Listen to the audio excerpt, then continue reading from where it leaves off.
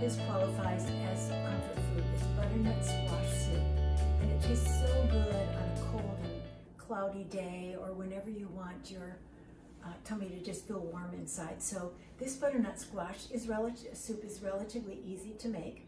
We start out with one butternut squash. They weigh about 3 or 3.5 pounds. So you can take that and strip it, but I cheated. I went to, you can get at Costco or Trader Joe's or the grocery store has the butternut squash already chopped into little like 1/2-inch cubes, and that's what I've got here. So I've got 1 pound of already cut up cubes, and we want to steam them in water. And then we have to make a puree out of it. So we could put it in the Vitamix or the blender, or I used an old-fashioned potato masher, and we just mix it up to a really nice, like a mashed potato consistency. Then, so we've got that done. So they boiled for steamed for about 10 minutes, and then I mushed them all up with the potato masher. Now we're going to add 6 cups of water. So it's pre-measured. 6 cups of water. Our other fluid is coconut milk, and that's 2 12-ounce cans of coconut milk.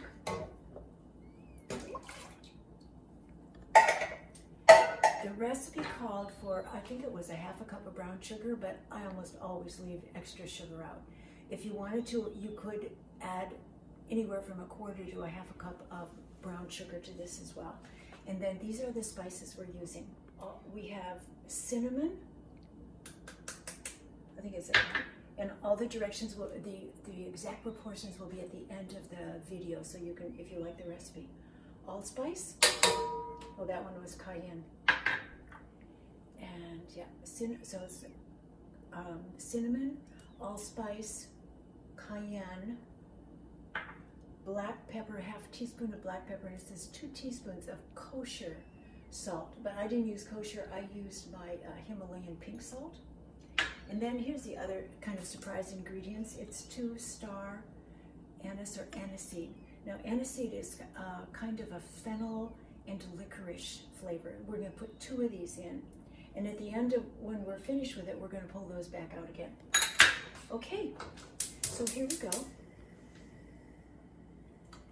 We're actually going to cook this. I'm just going to we'll heat for about 10 or 15 minutes, not so long. You know, just the flavors, if you come in on a cold day and you smell this cinnamon, and I'm surprised it doesn't have nutmeg in it, but all these other flavors, it already starts making you feel good. Okay, our 10 minutes of slow boiling time is over, and now it's time to see what our soup is like.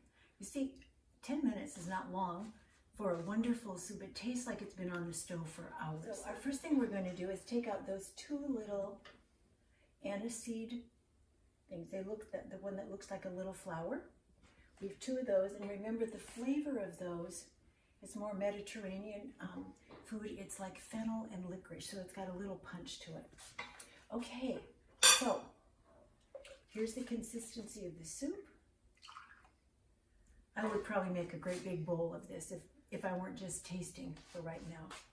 And you see, I have with it our Stone Age bread, which is from another of our episodes, which is fabulous to use with this. A Russian rye bread would be great. It's sort of like a heavy, dense bread would be great, or lots of things would be great, or nothing would be great. So, Goldilocks would say this porridge is too hot.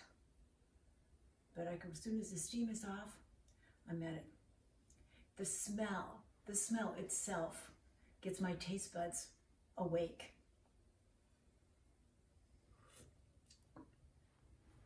Oh my, this would make me want to take the day off of work. Oh my goodness, it is incredibly satisfying, delicious, nourishing. I'll bet you can't eat just a little or drink just a little. Thanks so much for watching. I hope you'll try this very, very soon. Thanks.